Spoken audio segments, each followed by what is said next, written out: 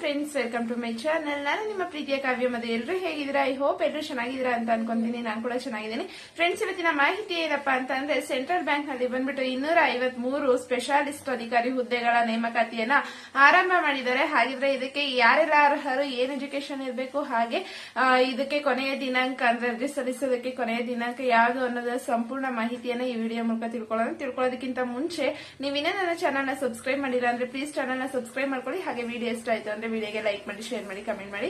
ಬನ್ನಿ, central bank ನಲ್ಲಿ 253 specialist ಅಧಿಕಾರಿ ಹುದ್ದೆಗಳಿಗೆ ಹುದ್ದೆಗಳಿಗೆ ಬಂದ್ಬಿಟ್ಟು ಅರ್ಜಿಯನ್ನು ಆಹ್ವಾನ ಮಾಡಿರುವಂತಹದ್ದು.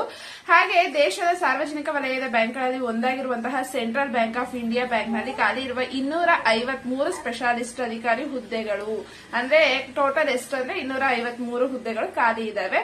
ಹಾಗೆ ಈ ಒಂದು ಸ್ಪೆಷಾಲಿಸ್ಟ್ ಅಧಿಕಾರಿ ಹುದ್ದೆಗಳಿಗೆ ಅರ್ಜಿ ಸಲ್ಲಿಸಲು ಅಭ್ಯರ್ಥಿಗಳು ಯಾವ ಅರ್ಹತೆಗಳನ್ನ ಹೊಂದಿರುವುದು ಕಡ್ಡಾಯ ಅನ್ನೋದನ್ನ ಇದ್ರ ಮೂಲಕ, ಈ ವಿಡಿಯೋ ಮೂಲಕ ತಿಳ್ಕೊಳ್ಳೋಣ.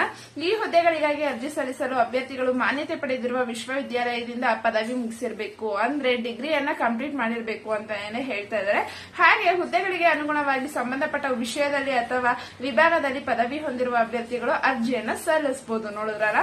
ಹಾಗೆ ಶೈಕ್ಷಣಿಕ ವಿದ್ಯಾರ್ಹತೆಯೊಂದಿಗೆ ಅಭ್ಯರ್ಥಿಗಳು 4 ರಿಂದ 8 ವರ್ಷದ ಸೇವಾನುಭವ ಹೊಂದಿರಬೇಕು. ಅಂದ್ರೆ 4 ರಿಂದ 8 ವರ್ಷ ನಿಮ್ಗೆ ಈ ಒಂದು ಶೈಕ್ಷಣಿಕ ವಿದ್ಯಾರ್ಹತೆ ಎಕ್ಸ್ಪೀರಿಯನ್ಸ್ ಅನ್ನ ನೀವು ಹೊಂದಿರಬೇಕು ಅಂತ ಹೇಳ್ತಿದ್ದಾರೆ. ವಯೋಮಿತಿ ಅರ್ಹತೆ ಏನಿರಬೇಕು ಅಂತಂದ್ರೆ, ಅಭ್ಯರ್ಥಿಗಳು ಹುದ್ದೆಗಳಿಗೆ ಅನುಗುಣವಾಗಿ 23 ರಿಂದ 40 ವರ್ಷದ ವಯೋಮಿತಿಯಲ್ಲಿರ್ಬೇಕು. ಅಂದ್ರೆ 23 ವರ್ಷ ಮೇಲೆ 40 ವರ್ಷದೊಳಗಡೆ ಇದ್ದವರು ನೀವು ಅರ್ಜಿಯನ್ನ ಹಾಕಬಹುದು ಅಂತ ಹೇಳ್ತಿದ್ದಾರೆ. ಹಾಗೆ ಅರ್ಜಿ ಸಲ್ಲಿಕೆಗೆ ನಿಗದಿಸಿದ ಅರ್ಜಿ ಶುಲ್ಕ ಏನಪ್ಪಾ ಅಂತ ಅಂದ್ರೆ, ಪರಿಶಿಷ್ಟ ಜಾತಿ, ಪರಿಶಿಷ್ಟ ಪಂಗಡ ಎಲ್ಲಾ ವರ್ಗಕ್ಕೆ ಸೇರಿದ ಮಹಿಳಾ ಅಭ್ಯರ್ಥಿಗಳು ಹಾಗೂ ಅಂಗವಿಕಲ ಅಭ್ಯರ್ಥಿಗಳು ಬಂದ್ಬಿಟ್ಟು 175 ರೂಪಾಯಿ ಅರ್ಜಿ ಶುಲ್ಕವನ್ನ ಪಾವತಿಸಬೇಕು. ನೋಡಿದ್ರಲ್ಲ, 175 ನೀವು ಪಾವತಿ ಮಾಡಿ ಅಪ್ಲೈ ಮಾಡಬೇಕಾಗತ್ತೆ.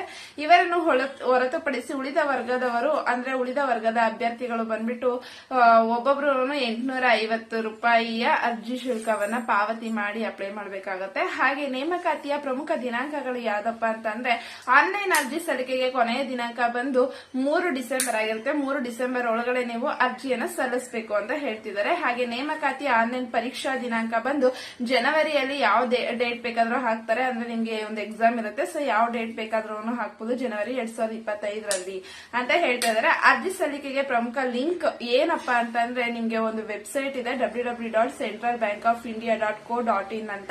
ಸೊ ಇದಕ್ಕೆ ಹೋಗಿ ನೀವು ಅಲ್ಲಿರೋ ಕೇಳಿರುವಂತಹ ಮಾಹಿತಿನೆಲ್ಲ ಫಿಲ್ ಮಾಡ್ಬಿಟ್ಟು ನೀವು ಅರ್ಜಿಯನ್ನು ಸಲ್ಲಿಸಬಹುದು ಅಂತ ಹೇಳ್ತಿದ್ದಾರೆ. ನೋಡಿದ್ರಲ್ಲ ಫ್ರೆಂಡ್ಸ್, ನೀವು ಕೂಡ ಈ ಒಂದು ಹುದ್ದೆಗೆ ಅರ್ಜಿಯನ್ನು ಸಲ್ಲಿಸಿ ಅಂತ ಈ ವಿಡಿಯೋ ಮೂಲಕ ತಿಳಿಸ್ತಾ ಇದ್ದೀನಿ. ಐ ಹೋಪ್ ನಿಮ್ಗೆ ಮಾಹಿತಿ ಇಷ್ಟ ಆಗಿದೆ ಅಂತ ಅನ್ಕೊಂತೀನಿ. ಇಷ್ಟ ಆಗಿದ್ರೆ ವಿಡಿಯೋಗೆ ಲೈಕ್ ಮಾಡಿ, ಶೇರ್ ಮಾಡಿ, ಕಮೆಂಟ್ ಮಾಡಿ, ಚಾನಲ್ ಸಬ್ಸ್ಕ್ರೈಬ್ ಮಾಡ್ಕೊಳ್ಳಿ. ಮತ್ತೆ ಸಿಗ್ತೀನಿ ಮುಂದಿನ ವಿಡಿಯೋದಲ್ಲಿ.